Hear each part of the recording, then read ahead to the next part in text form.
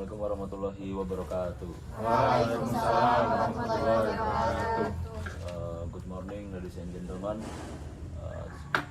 Pada kesempatan kali ini izinkan saya selaku pemandu acara di sini kita akan membahas yakni dalam tema kesulitan belajar dan alternatif pada pemecahannya pada tugas psikologi belajar. Teman-teman yang saya hormati, sebelum kita mulai acara pada hari ini, mari kita bersyukur kepada Allah Subhanahu wa taala yang mana telah melimpahkan rahmat dan serta karunia-Nya sehingga kita dapat berkumpul dalam keadaan sehat walafiat pada sekarang ini. Salat dan serta salam dapat kita sanjung agungkan kepada Nabi besar Nabi kita Muhammad sallallahu alaihi wasallam, Nabi pencerah hati dan pemikiran manusia yang insya Allah kita akan mendapatkan syafaatnya di yaumil qiyamah. Amin amin ya rabbal alamin. Yang kami hormati Bapak dosen Pak Burhanuddin SPD MPD, dan yang saya banggakan teman-teman sekalian pada kelompok 7, izinkan kami memperkenalkan beberapa anggota-anggota dari kelompok 7. Yang pertama ada Muhammad Hanif Haris, kemudian ada Muhammad Gifari Pahlepi, Bella Indah Kurniasari, Maunah Waliah Wardah, Rasya Ayun, Tasya Putri, saya sendiri Tulus Pandu, dan terakhir ada Tengku Dewangga. Baiklah, melanjutkan ke acara selanjutnya yakni pembahasan tentang tema yang akan kita bahas. Yang pertama ada hakikat kesulitan belajar. Kepada saudara dan saudari yang bertugas kami persilakan. Bismillahirrahmanirrahim. Assalamualaikum warahmatullahi wabarakatuh. Waalaikumsalam warahmatullahi wabarakatuh. Hakikat kesulitan belajar. Kesulitan belajar merupakan suatu konsep multidisipliner yang digunakan di lapangan ilmu pendidikan, psikologi maupun ilmu kedokteran. Kesulitan belajar merupakan terjemahan dari istilah bahasa Inggris yaitu learning disability. Definisi kesulitan belajar pertama kali ditemukan oleh the United States Office atau USOE pada tahun 1977. Kesulitan dalam belajar berkaitan dengan masalah dalam mengatasi berbagai gangguan serta hambatan saat proses belajar. Mulyadi mengemukakan bahwa kesulitan belajar dapat diartikan sebagai suatu kondisi dalam suatu proses belajar yang ditandai dengan hambatan-hambatan tertentu untuk mencapai hasil belajar.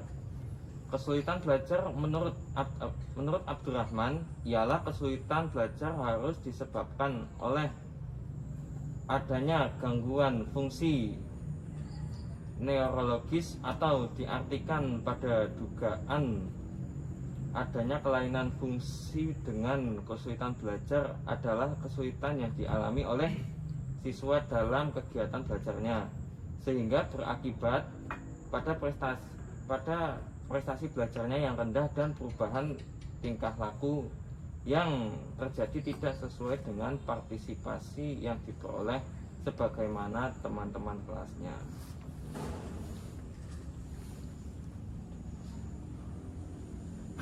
Baik, terima kasih kepada saudara yang sudah mempresentasikan presentasinya. Kemudian kita akan melanjutkan yakni tema yang kedua, definisi kesulitan belajar. Kepada saudara dan saudari yang bersangkutan kami persilakan. Assalamualaikum warahmatullahi wabarakatuh. Waalaikumsalam warahmatullahi wabarakatuh. Definisi kesulitan belajar. Definisi kesulitan belajar secara harfiah terjemahan dari bahasa Inggris dibagi menjadi dua, yaitu learning dan disability. Learning yang berarti belajar dan disability yang berarti kesulitan. Kesulitan belajar ialah suatu kondisi yang menimbulkan hambatan dalam proses belajar seseorang. Hambatan itu membuat seseorang tersebut mengalami kegagalan atau kurang berhasil dalam mencapai sesuatu. Salah satu bentuk gangguan yang mempengaruhi aspek fisik dan psikis yang mendasar, yaitu berupa kesulitan belajar. Betty B. Osman 2002. Terus salah satu bentuk kesulitan belajar yakni memiliki beragam gangguan seperti dalam menyimak, berbicara, membaca, menulis dan berhitung karena faktor internal individu itu sendiri. Kesulitan belajar bukan disebabkan oleh faktor eksternal berupa lingkungan, sosial, budaya, dan fasilitas belajar dan lain-lain, yaitu melainkan dari diri sendiri. Terima kasih kepada Saudari Tasya Renvi yang telah melakukan presentasinya. Kemudian yang ketiga, ada aspek penyebab kesulitan belajar yang di sini kita akan menjelaskan ada beberapa aspeknya. Ini ada dua. Yang pertama ada aspek eksternal dan aspek internal. Kepada saudara dan saudari yang bersangkutan dipersilakan. Bismillahirrahmanirrahim.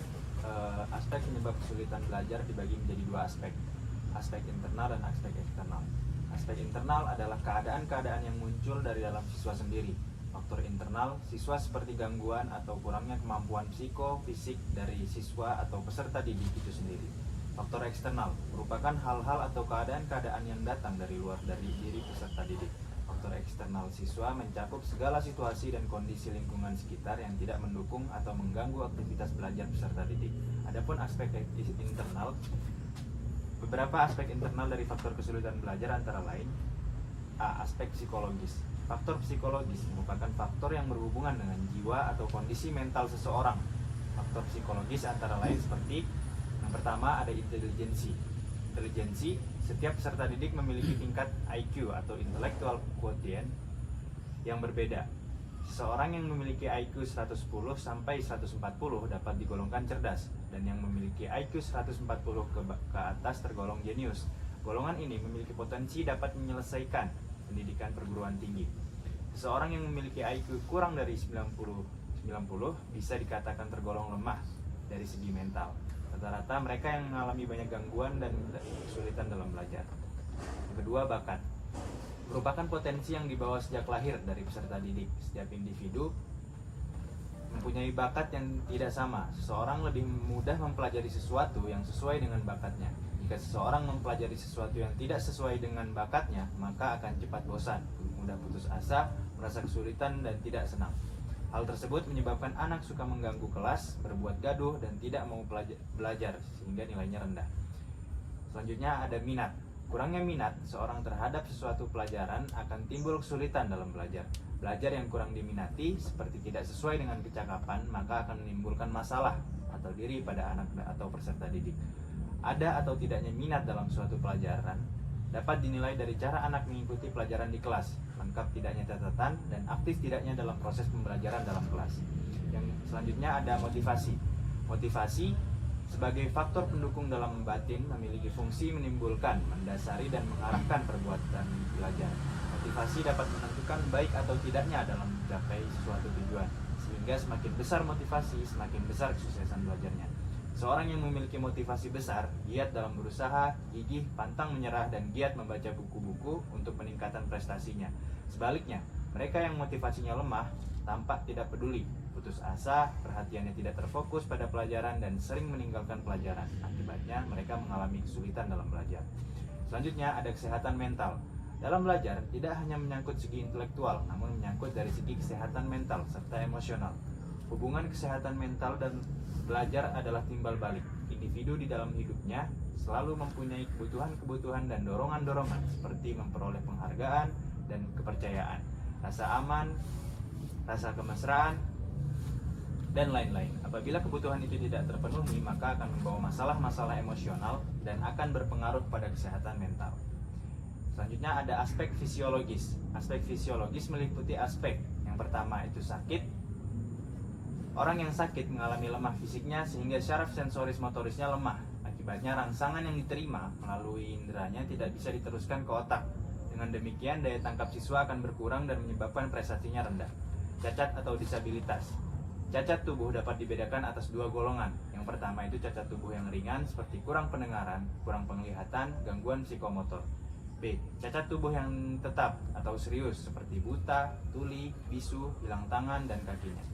Bagi seseorang yang memiliki cacat tubuh yang ringan masih dapat mengikuti pendidikan umum dengan syarat guru memperhatikan dan memperlakukan siswa secara wajar.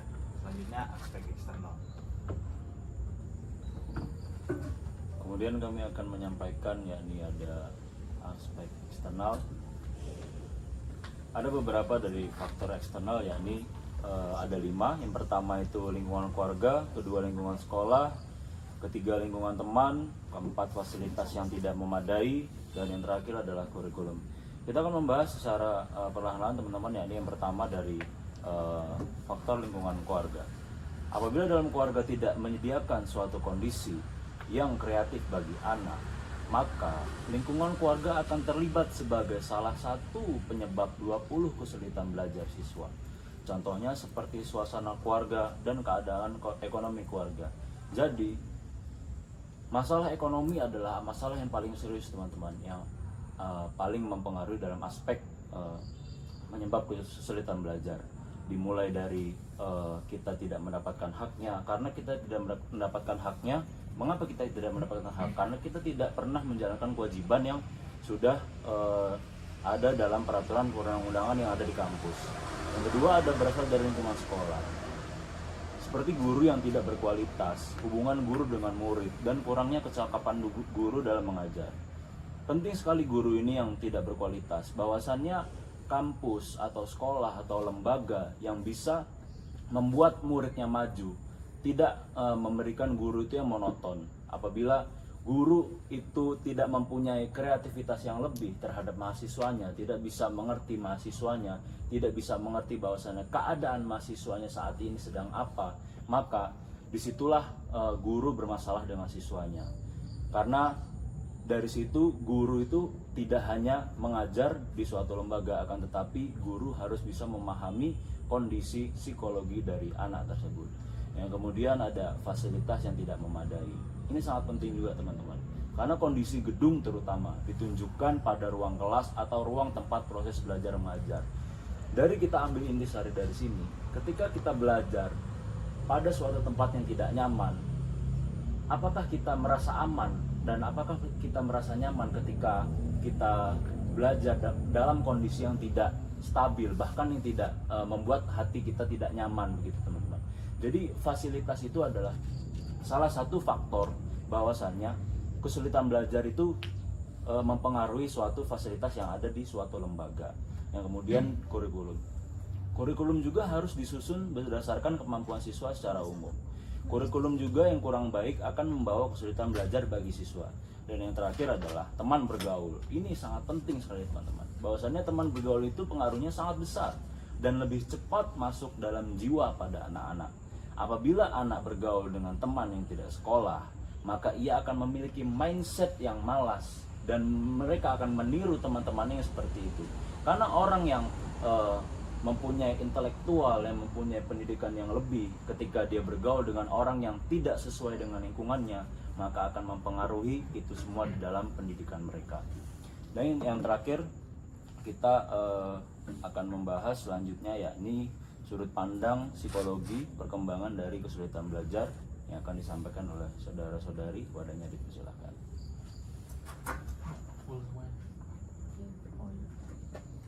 Oke, saya akan menyampaikan tentang sudut pandang psikologi perkembangan dari kesulitan belajar. Psikologi perkembangan memiliki sudut pandang dari kesulitan belajar. Ada dua konsep yang perlu dipaparkan untuk memahami sebagai penanggulangan masalah dalam kesulitan belajar. Di antaranya yang pertama, keterlambatan kematangan belajar. Menurut psikologi, keterlambatan kematangan belajar merupakan salah satu bagian yang masuk pada konsep yang perlu diperhatikan dalam masalah kesulitan belajar siswa. Pandangan ini di mana setiap anak memiliki ketercapaian proses perkembangan yang berbeda-beda, baik dalam segi fungsi efektif, motorik, dan juga kognitif. Dengan demikian, dapat diartikan bahwa bagi anak yang memiliki keterlambatan dalam memahami pelajaran, tidak selayaknya dipandang sebagai memiliki kelainan neurologis, tetapi dia memiliki perbedaan maju dalam perkembangannya. Seorang anak yang mengalami hipotensi antara keterlambatan kematangan belajar dalam kesulitan belajar itu tidak jauh beda dengan anak yang tidak mengalami kesulitan belajar. Karena anak yang mengalami kesulitan belajar itu hanya bersifat sementara, dan hal ini disebabkan oleh adanya dorongan paksa oleh lingkungan sosialnya, di mana sebelum mereka benar-benar siap, mereka ditekankan untuk mencapai kinerja akademik, sehingga dengan hal tersebut seorang anak akan mengalami keterlambatan dalam kematangan belajar. Kemudian yang kedua, tahapan-tahapan perkembangan.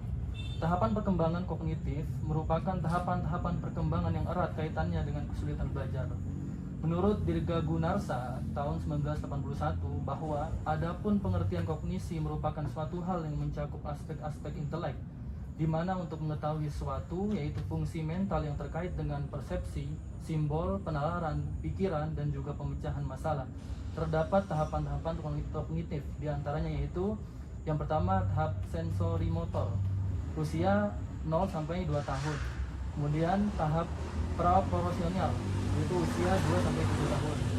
Kemudian yang ketiga tahap konkret operasional, usia 7 sampai 11 tahun.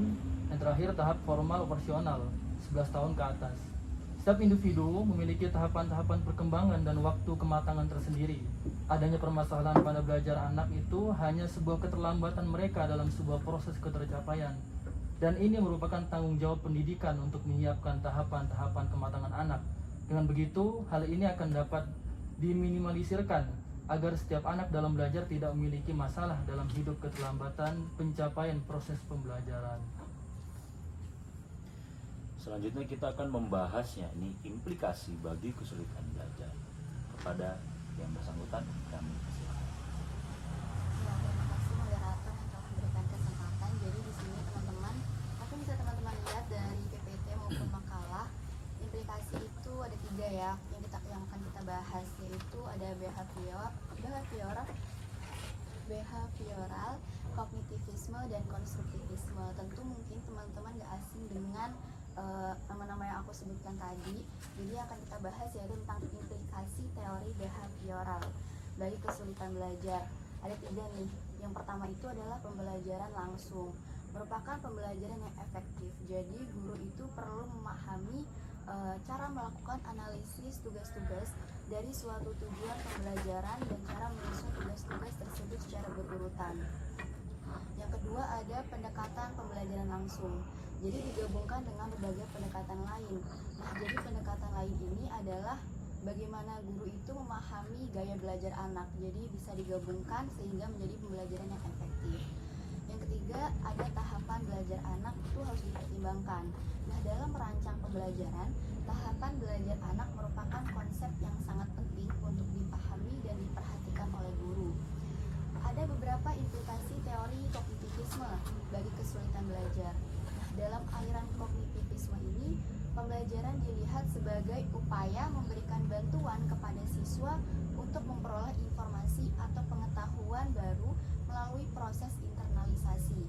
Perlu diperhatikan beberapa prinsip pembelajaran yang perlu sebagai berikut.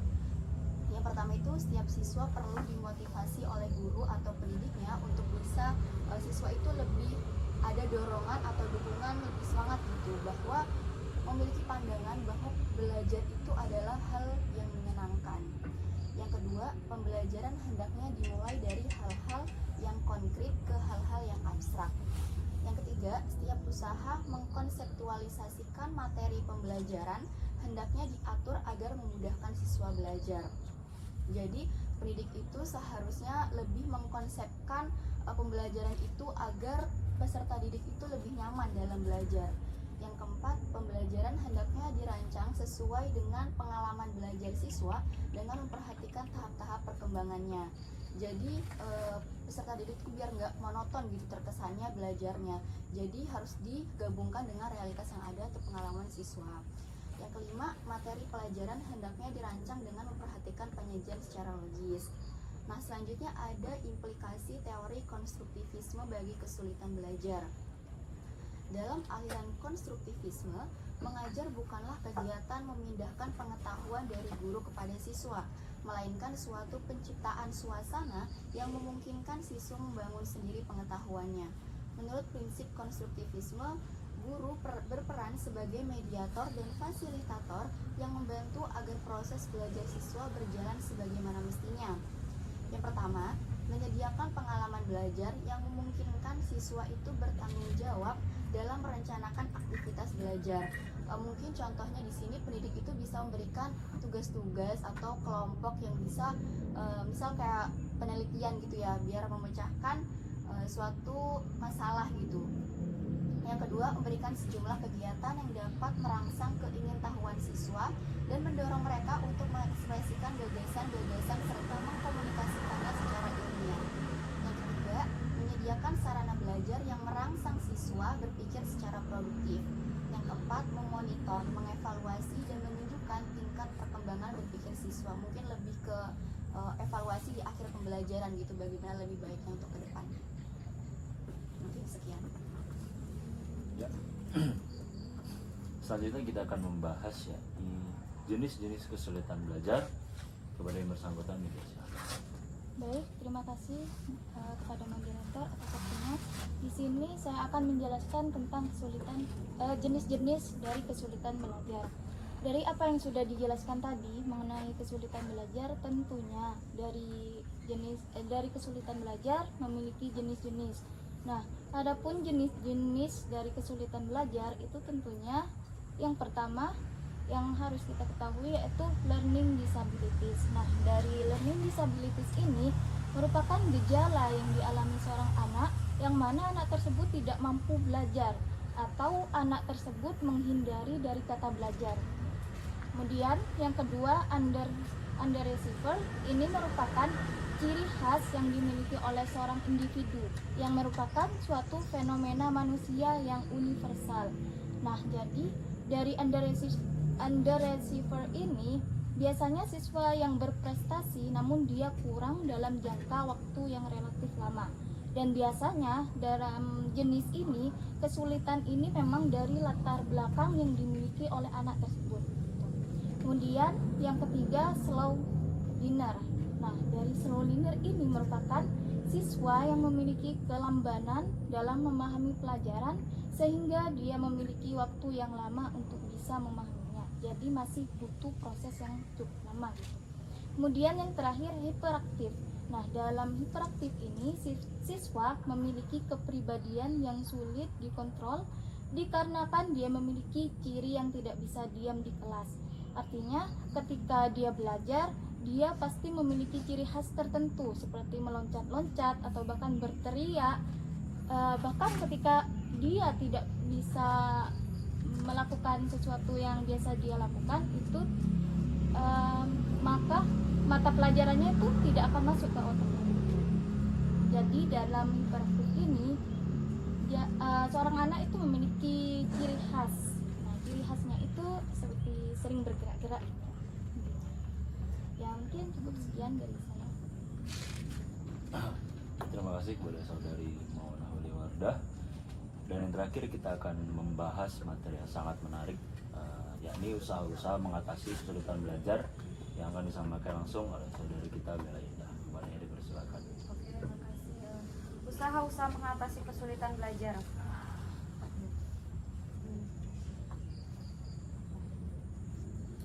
Usaha-usaha mengatasi kesulitan belajar ada 3. Yang pertama, menganalisis hasil diagnosis, yakni menelah bagian-bagian masalah, hubungan antara bagian-bagian masalah dan hubungan antara bagian-bagian untuk memperoleh pengertian yang benar mengenai hasil dari pengelolaan data tentang siswa yang mengalami kesulitan belajar dan jenis kesulitan belajar yang dialami siswa. Yang kedua, mengidentifikasi dan menentukan bidang kecakapan yang memperlakukan perbaikan. Berdasarkan hasil analisis, guru diharapkan dapat menentukan bidang kecakapan tertentu yang dianggap bermasalah dan memerlukan perbaikan. Bidang-bidang bermasalah ini dapat dikategorikan menjadi 3. Yang pertama, bidang kecakapan bermasalah yang dapat ditangani oleh guru sendiri. Yang kedua, bidang kecakapan bermasalah yang dapat ditangani oleh guru dengan bantuan orang tua.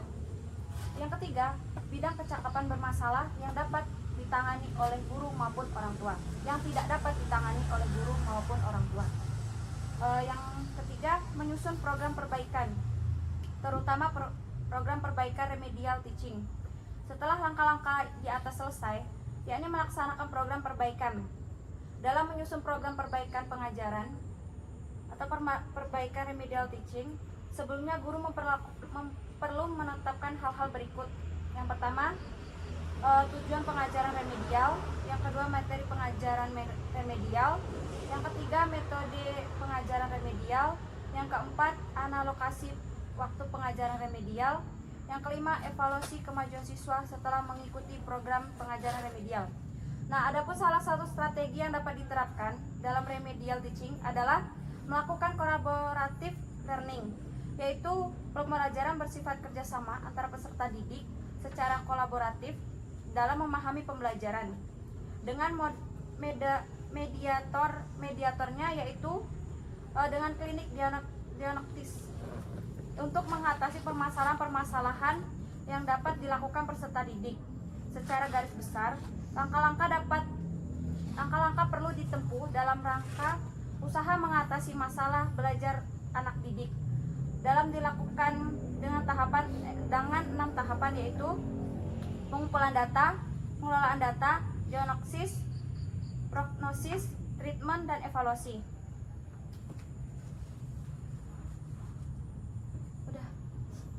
Udah. Ya, terima kasih kepada saudari Bella Indah dan rekan-rekan semua yang telah mempresentasikan hasil dari kerjasama kita dalam mata kuliah psikologi belajar yang mempunyai tema kesulitan dalam belajar. Apabila nanti ada pertanyaan, kita akan melakukan diskusi yang lain. Terima kasih buat teman-teman yang sudah hadir. Ada jendela berjumlah 5. Walau tak bersua, semoga materi bisa diterima. Kurang lebihnya mohon maaf. Apabila ada kata-kata saya yang kurang berkenan, mohon dimaafkan. Kepada Allah Subhanahu wa taala saya mohon ampun. Bila taufiq wal hidayah, wal inayah. Assalamualaikum warahmatullahi wabarakatuh. Waalaikumsalam warahmatullahi wabarakatuh. Give applause for us.